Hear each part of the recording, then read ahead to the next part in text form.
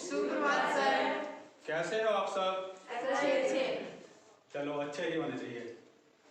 तो प्यारे बच्चों, आप मुझे बता सकते हो कि इस संसार का सबसे बुद्धिमान प्राणी किसे माना जाता है? मनुष्य या मानव? बहुत अच्छे।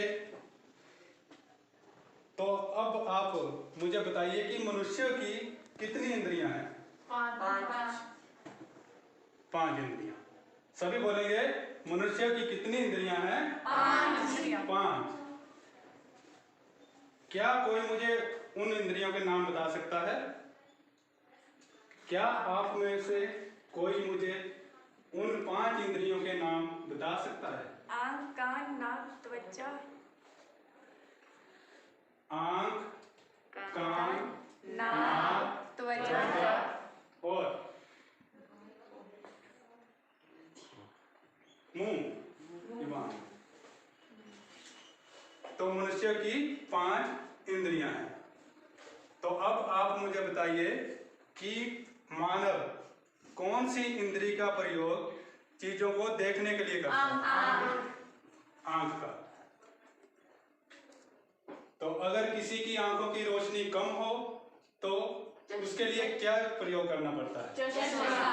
क्या प्रयोग करना पड़ता है? चश्मा।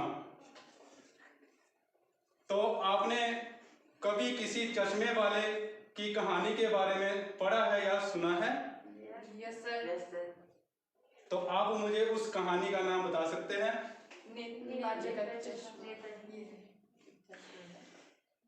कोई और? कोई बात नहीं प्यारे बच्चों। तो आज हम लेखक स्वयं प्रकाश जी द्वारा लिखित कहानी नेताजी का चश्मा पढ़ेंगे। तो इस कहानी में स्वयं प्रकाश जी ने बताया है कि चारों ओर सीमाओं से घिरे हुए भूभाग को ही हम देश नहीं कहते। सिर्फ उसे देश नहीं बोला जाएगा जिसकी अपनी सीमाएं हैं। बाउंड्री के घिरने से कोई देश नहीं बनता।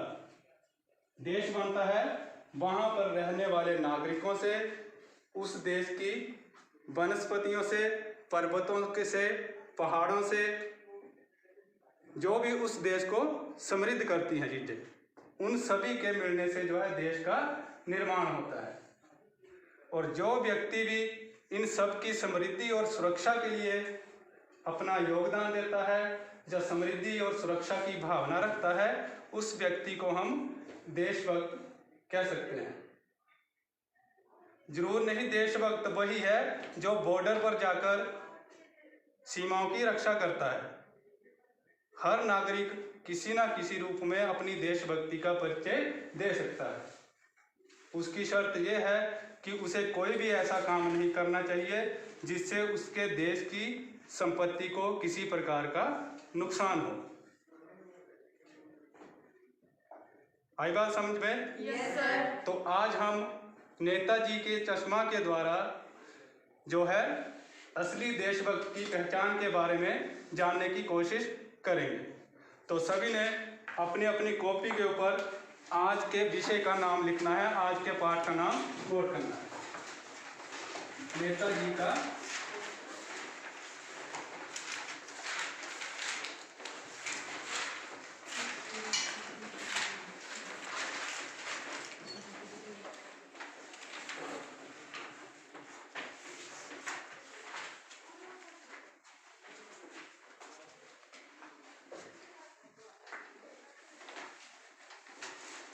नेताजी का चश्मा।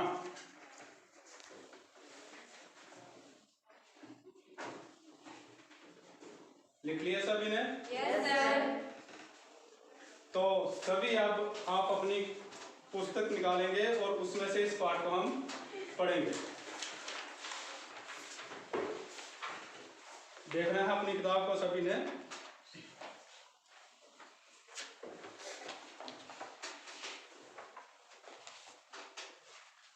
देखो, हालदार साहब को हर 15वें दिन कंपनी के काम के सिलसिले में उस कस्बे से गुजरना पड़ता था।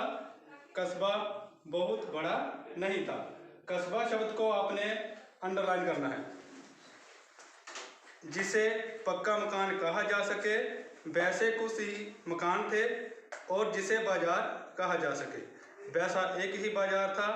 कस्बे में एक लड़कों का स्कूल, एक लड़कियों का स्कूल, एक सीमेंट का छोटा सा कारखाना, 2 ओपन एयर सिनेमा घर और एक ठो नगर पालिका भी थी।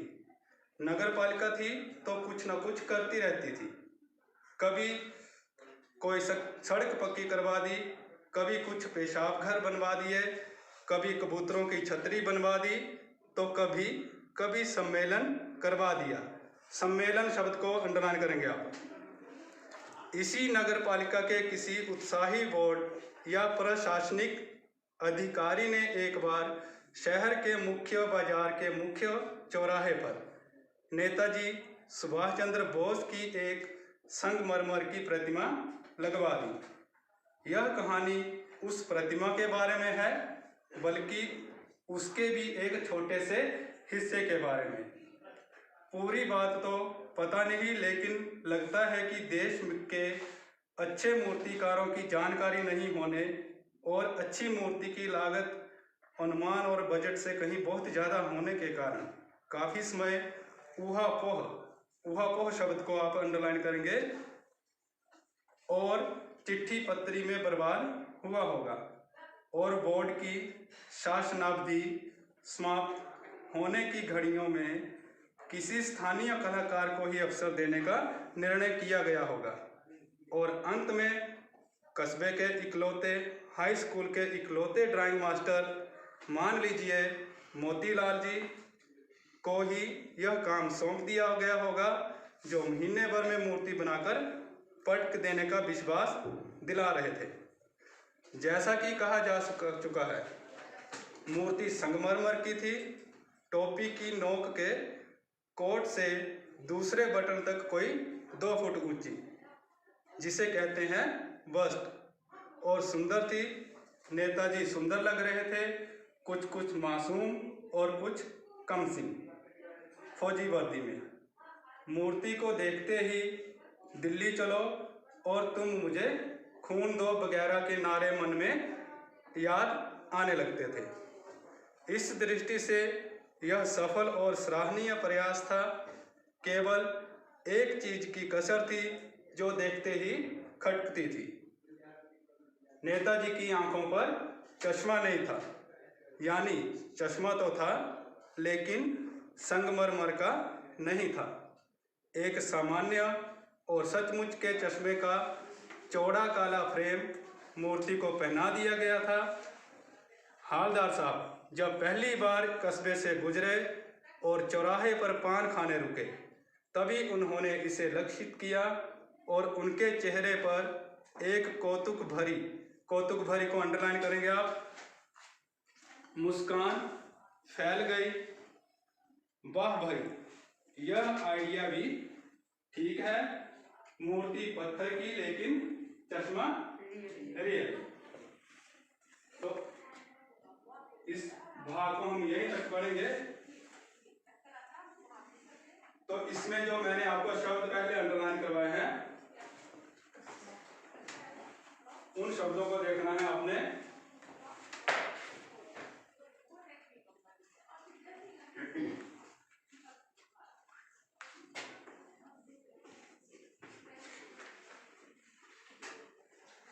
सम्मेलन,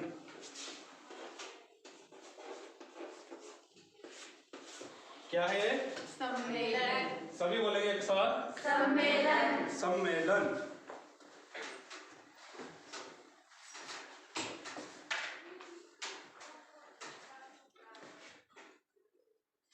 और कौन सा? प्रशासनिक। उच्चारण करेंगे सभी साथ, क्या है ये? प्रशासनिक। प्रशासनिक।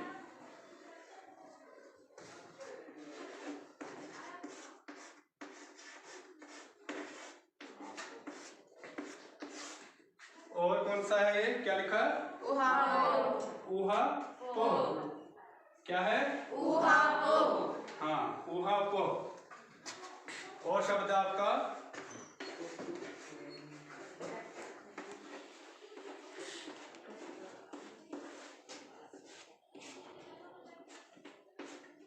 कौतुक भरी। कौतुक भरी। अब इस सारे शब्द फिर से बोलेंगे आप। सम्मेलन, सम्मेलन, प्रशासनिक, प्रशासनिक, ऊहापोह, ऊहापोह, कौतुक भरी कौतुक भरी। कर पाएंगे। तो उसमें कुछ कठिन शब्द हैं, कठिन नोट करना अपनी कॉपी पर साथ साथ।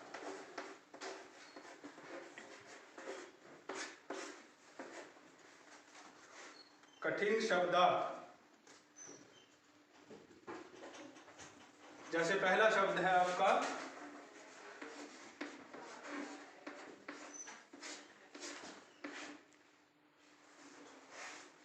कस्बा। इस कार्ड को देखेंगे, क्या लिखा हुआ? कस्बा। और क्या अर्थ हुआ इसका? क्या होता है कस्बा?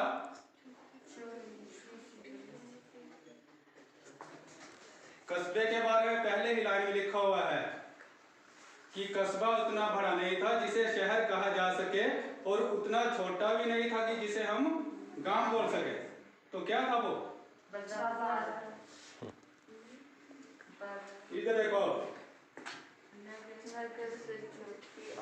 नगर से छोटी और गांव से बड़ी बस्ती। हाँ, नगर से छोटी और गांव से बड़ी बस्ती।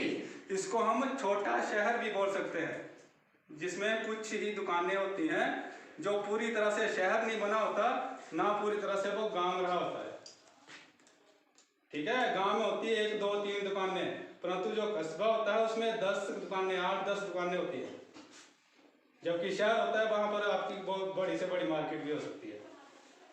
ठीक है, तो कस्बा शब्द का अर्थ आपने लिखना है छोटा शहर या नगर से छोटी और गांव से बड़ी बस्ती। ज्यादा याद रखना है, याद नहीं रहता आपको तब। और शॉर्ट में लिखना तो छोटा शहर लिखो इसको।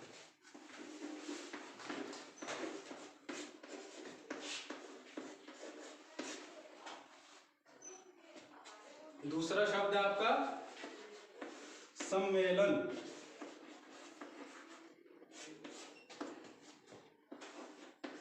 क्या होता है सम्मेलन?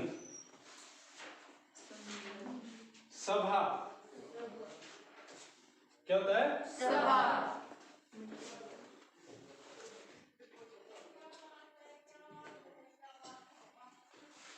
और लिखा था आपको मैंने कौतुक भरी।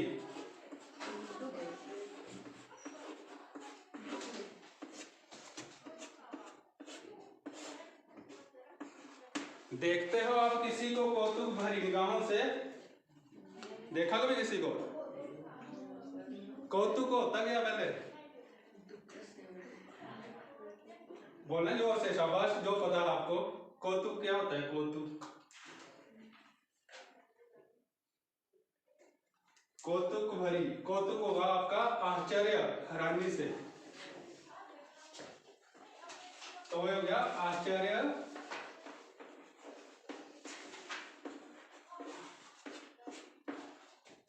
आश्चर्य से भरी। क्योंकि हालदार साहब ने जब उस मूर्ति को देखा तो मूर्ति के ऊपर क्या था?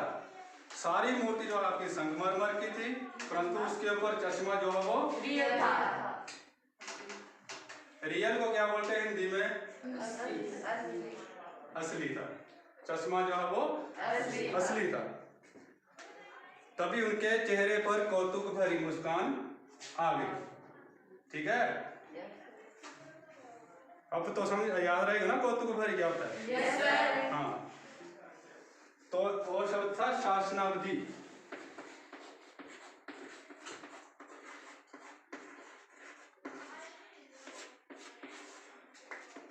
ये तो आइडिया लगा सकते हैं आप। शासनावधि बोलना है, रोकना नहीं है, खाना नहीं शब्द कोई भी निकालना बाहर।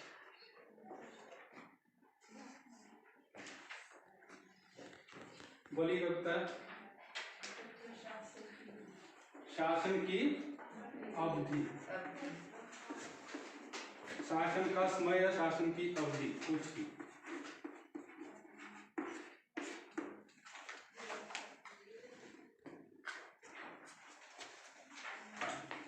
उसके बाद आप हमने इसको पढ़ा, इसमें कुछ व्याकरण के शब्द भी आए हुए हैं जिनके बारे में आपको पता है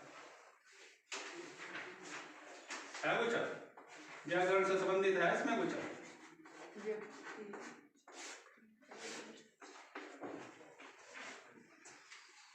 संज्ञा है इसमें? कौन संज्ञा शब्द क्या है इसमें? हाँ, तो किसी व्यक्ति का नाम है इसमें, हमने पढ़ा जो मोतीलाल जी। मोतीलाल, ठीक है। संज्ञा शब्द हो गया आपका मास्टर मोतीलाल जी। लिखना है आपने सभी ने।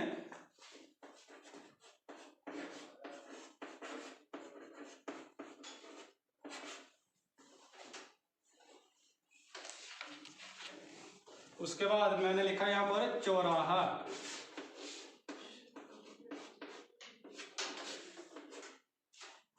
चौराहा पढ़ा है कहीं व्याकरण में हमने? क्या होता है चौराहा? जहाँ चार रास्ते मिलते हैं, चार रास्तों का मेल, चार रास्तों का मिलना, चार रास्तों का मेल।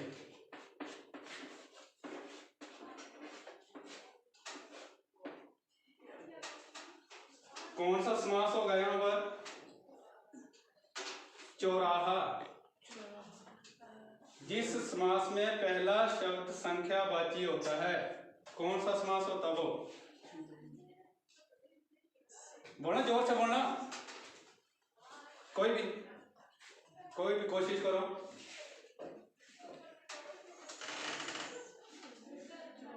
गलती होगा, क्या होगा बोलेंगे आप तभी लगेगा पता। चौराहा में कौन सा समास आएगा? शाबाश बोलो। द्वंद्व समास। कोई और? कोई बात नहीं, इसमें जो है आपका द्विगु समास है आपका। द्वंद्व में होता है आपका माता पिता भाई बहन, ठीक है? ये हो गया आपका द्विगु। तो क्या द्विगु समास का एक उदाहरण बता सकते हैं आप कोई? और कोई एक शब्द और?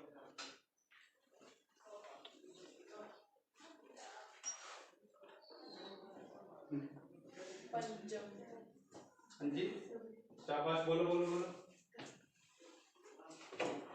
बोलिए ममता। कस्बा। कोई और बोलिए। पंचतंत्र, ठीक है, पंचतंत्र, पांच तंत्र। और अच्छा, कोई बात नहीं, मैंने लिखा ओपन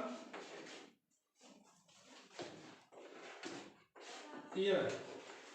ये शब्द आया हमारे पास, यहाँ पर दो शब्द आए थे पढ़ते हुए। ओपन एयर कौन सी भाषा के शब्द हुए? इंग्लिश या अंग्रेजी के? अंग्रेजी भाषा के शब्द हुए दोनों ये। ओपन एयर, तो इनको हम क्या बोलते हैं व्याकरण की भाषा में? उत्पत्ति के आधार पर शब्द करते हैं। जब कैसी भाषा हुई ये हमारी? ओपन एयर कैसी भाषा हुई? अंग्रेजी। अच्छा, देसी हुई या विदेशी हुई है? विदेशी। हाँ, तो विदेशी जो शब्द होते हैं उन्हें क्या बोलते हैं? विदेशज शब्द हुए आपके।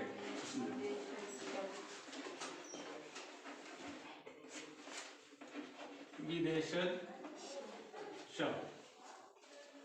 ओपन एयर सिनेमा घर, जो आपका सिनेमा घर है, सिनेमा के लिए क्या हुआ? सिनेमा के लिए घर। कौन सा समास? इसमें हुआ आपका तत्पुरुष समास। जैसे और रसोई घर पढ़ते हैं आप, स्नाना घर पढ़ते हैं। ये हो गया आपका, इसमें हमने शब्दार्थ, उच्चारण और साथ में व्याकरण जो भी आया था आपके इस गद्यांश में, उसके बारे में हमने इसको पढ़ा। कर लिया, लिख लिया सभी ने? Yes sir.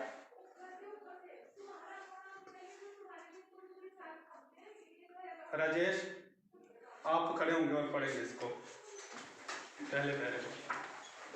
हवलदार साहब को हर 15वें दिन कंपनी के काम के सिलसिले में उस कस्बे से गुजरना पड़ता था।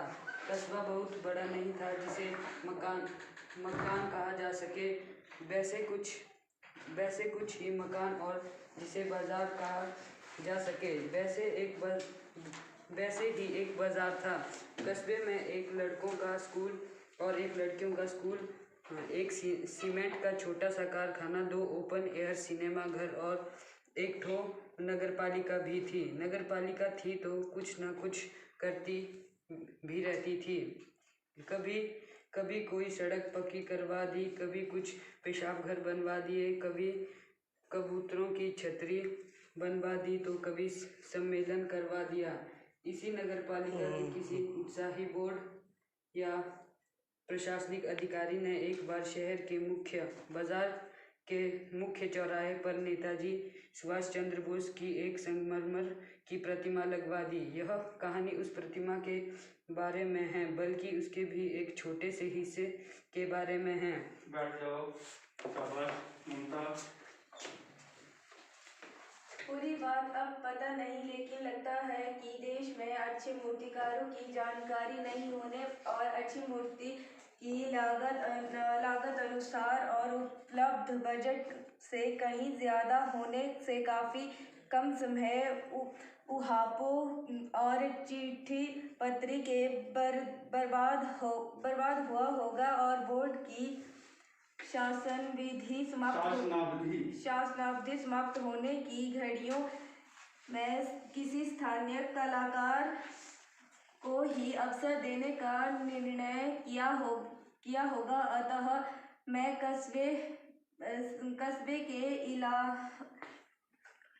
इकलौते हाई स्कूल के ड्राइंग मास्टर मान लीजिए मोतीलाल जी को ही यह काम सौंप दिया गया होगा, जो महीने भर में मूर्तिकार पटक देने का विश्वास दिलाते थे। जैसा जैसे भी कहा चुका है कि मूर्ति संगमरमर की थी। टोपी की नोक से कोट के दूसरे बटन तक कोई 2 फुट ऊंची, जिसे कहते हैं बस्ट, और सुंदर थी। नेताजी सुंदर लग रहे थे, कुछ मासूम और कमसीन। फौजी वर्दी में मूर्ति को देखते ही दिल्ली चलो तो और तुम मुझे खून दो वगैरह याद आने लगते थे। इस दृष्टि से यह सफल और सराहनीय प्रयास था। केवल एक चीज की कसर थी जो देखते ही खटकती थी। नेताजी की आंखों पर चश्मा नहीं था, यानी चश्मा तो था लेकिन संगमरमर का नहीं था। एक सामान्य और सचमुच के चश्मे का चौड़ा काला फ्रेम मूर्ति को पहना दिया गया था। हवलदार साहब जब पहली बार इस कस्बे से गुजरे और चौराहे पर पान खा रुके तो तभी उन्होंने उसे लक्षित किया और उनके चेहरे पर एक कौतूहली मुस्कान फैल गई। वाह भाई, यह इंडिया भी ठीक है, मूर्ति का आइडिया भी ठीक है। यह आइडिया भी ठीक है, मूर्ति का पत्थर की लेकिन चश्मा रियल। बैठ जाओ।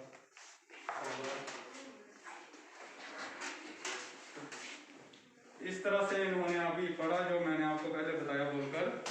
तो अभी इसके क्या आपको समझ आया, इसके लिए थोड़ा सा और डिटेल में बताते हैं। तो देखो, जो नेताजी का चश्मा कहानी है आपकी, पाठ है, उसमें लेखक स्वयं प्रकाश जी ने एक सच्चे देशभक्त का परिचय देने की कोशिश की है। तो कहानी हमारी आरंभ होती है हवलदार साहब। हवलदार साहब है किसी व्यक्ति का नाम। तो वो हर 15 दिन के बाद जो है एक कस्बे से गुजरा करते थे। उस कस्बे से उनको जाना पड़ता था, वो कंपनी में काम करते थे। तो कस्बा जो है वो उतना बड़ा नहीं था जिसे हम शहर कह सके, और ना ही वो उतना छोटा था जिसे हम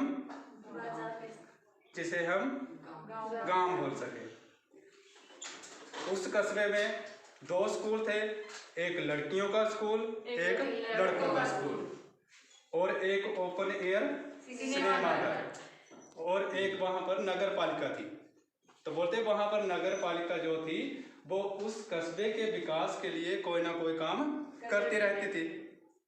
जैसे कभी पेशाब घर बनवा दिए, कभी सड़कें पक्की करवा दी, कभी कबूतरों की छतरी बनवा दी, कभी कवियों का एक सम्मेलन करवा दिया।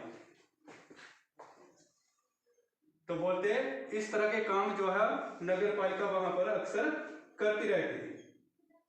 तो एक बार क्या हुआ, नगर पालिका के किसी अधिकारी के, उच्च अधिकारी के मन में आया कि क्यों ना हम इस कस्बे में जो बाजार है उस बाजार के मुख्य चौराहे पर नेताजी की मूर्ति लगाएं, जिससे जो है यहाँ पर आने जाने वाले लोगों के मन में देशभक्ति की भावना जागृत होगी, और देश के नेताओं के लिए क्या होगा, मन में आदर बढ़ेगा, मन में सम्मान बढ़ेगा। तो बोलते ऐसा निर्णय तो हो गया उस नगर पालिका का कि हमने जो है चौराहे पर नेताजी की मूर्ति लगवानी है। और काफी समय जो है ऊहापोह में गुजर गया। ऊहापोह होता है उधेड़ बुन में, समझ नहीं आ रहा था क्या करना है क्या नहीं करना है। तो बोलते जब हम अंतिम समय आ गया तो उस समय उनको लगा कि अब हम एकदम से मूर्ति कैसे तैयार करें, क्योंकि नगर पालिका के पास उतना क्या नहीं था, बजट नहीं था, पैसा नहीं था। और बोलते इसी बीच जो है उस कस्बे में क्या थे, हाई स्कूल था एक, उसमें ड्राइंग मास्टर थे, मान लीजिए उनका नाम क्या था, मोतीलाल ड्राइंग मास्टर।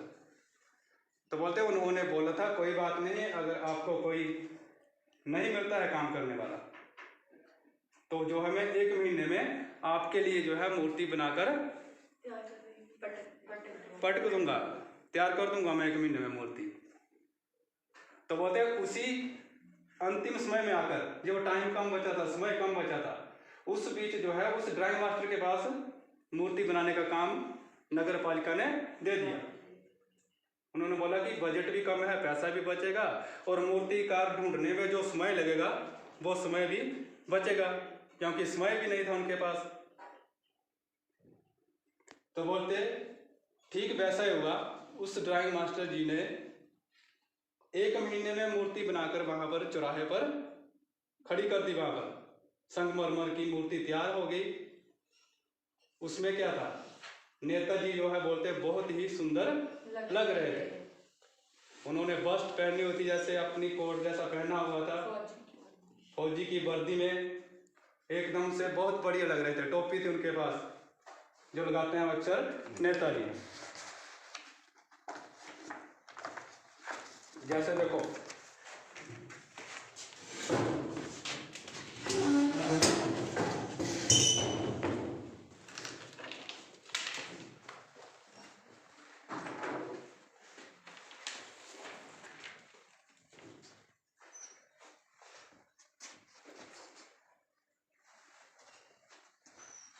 इस तरह ये आपके नेताजी सुभाष चंद्र बोस।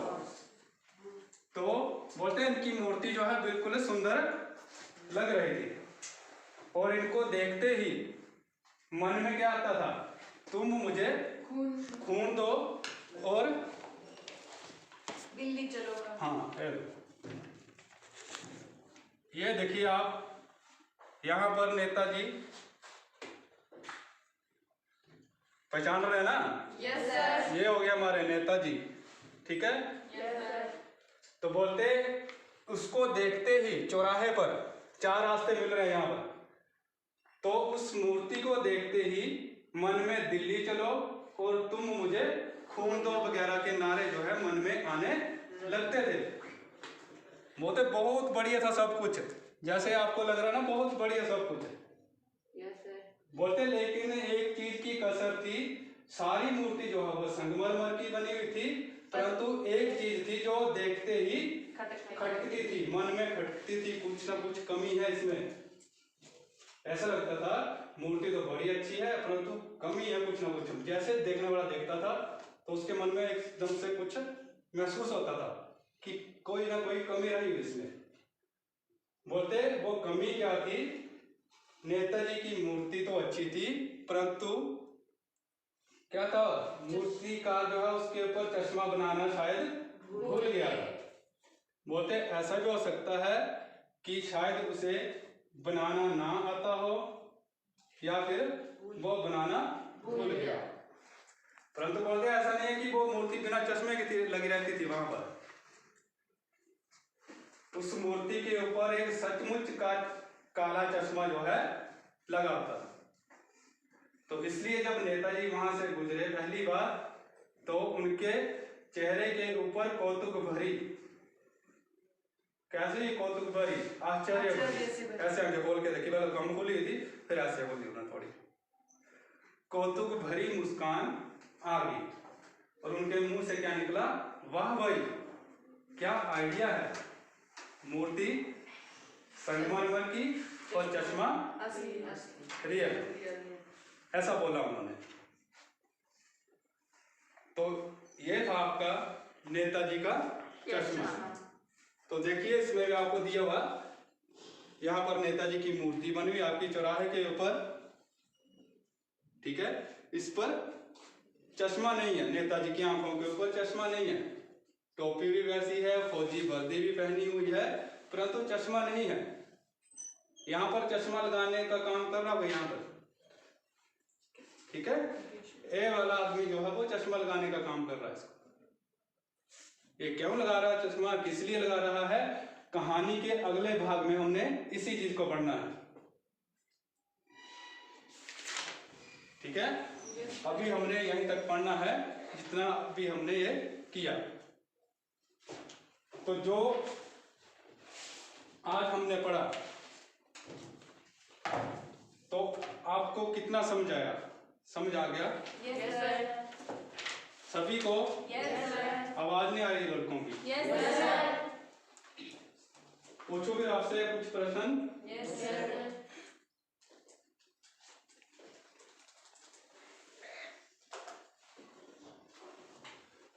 तो आप मुझे बताइए मूर्ति कैसी थी? संगमरमर से संगमरमर से बनी। आप 2-3 मिनट के लिए एक बार पढ़ लीजिए फिर मैं आपसे प्रश्न पूछूंगा। मौन वाचन करना है आपने, साइलेंट रीडिंग बोलते हैं जिसे आप मन में पढ़ना है, जरूरी होती है आपकी मौन वाचन करना, आपको आना चाहिए। जब आपको बोलते हैं आपने मन में पढ़ना है, मौन वाचन होना चाहिए। तो आज हमने स्वयं प्रकाश जी द्वारा लिखित पाठ नेताजी का चश्मा पढ़ा, जिसमें हमने क्या क्या पढ़ा, हालदार साहब के बारे में, नगर पालिका के बारे में, वहाँ के मास्टर जो है मोतीलाल जी, प्रशासनिक अधिकारी, नेताजी की मूर्ति के बारे में, उस मूर्ति में क्या क्या चीजें थी, ठीक है, कौन सी चीज उसमें अटपटी लगती थी, जारियल चश्मा का कैसा था। तो ये सारी चीजें जो है हमने आज इस भाग में पढ़ी। तो आपको ये सब समझ आ गया होगा। तो अब आप मुझे बताइए कि कस्बा क्या होता है। कोई भी एक बताएगा, कलेक्टिव आंसर, ठीक है, एक साथ उत्तर नहीं देंगे। कस्बा नगर से छोटे और गांव से बड़ी बस्ती। हाँ, अगर उससे भी हमने लघु रूप में, छोटे रूप में बोला हुआ सिर्फ 2 शब्दों में, क्या बोलोगे उसे? छोटा शहर। छोटा शहर, शाबाश, वेरी गुड, कर दो दोनों। नगर से छोटी और से गांव से बड़ी बस्ती, या उसे छोटा शहर भी बोल सकते हैं, जैसे सैंज आपका छोटा सा। कस्बे में कितने स्कूल थे? 2 स्कूल। कैसे स्कूल थे वो? एक लड़का और एक लड़की के स्कूल, लड़का और लड़कियों के स्कूल, एक लड़कों का और एक लड़कियों का, एक लड़कियों का स्कूल। सिर्फ एक लड़का या एक लड़की नहीं, ठीक है? सही वाक्य बोलना है। एक लड़कों का स्कूल था और एक लड़कियों का स्कूल था। नेताजी की मूर्ति कहाँ लगी हुई थी? चौराहे। सभी बोलेंगे कहाँ लगी हुई थी? चौराहे पर। चौराहे पर। और किस चीज से बनी हुई थी? संगमरमर। ठीक है, चौराहे पर मूर्ति लगी हुई थी, तो चौराहा शब्द में कौन सा समास है? आप मुझे शब्द का विग्रह भी करिए और बताइए। कोई द्विगु समास। चौराहा किसे कहते हैं? 4 रास्तों का मेल।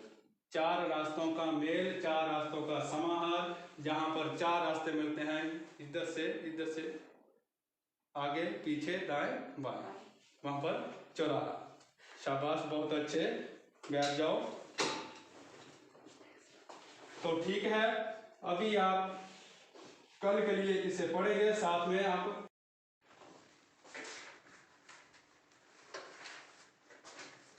लिखो। गद्यांश से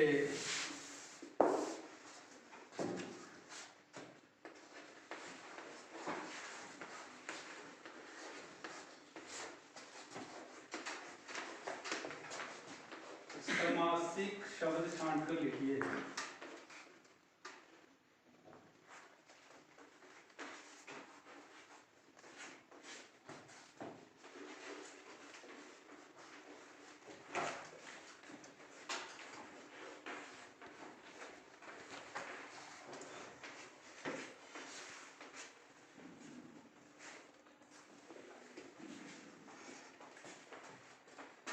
और आपने करना है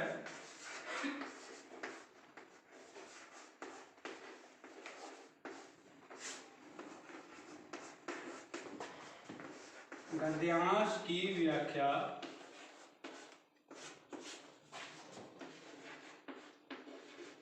याद करें और लिखिए।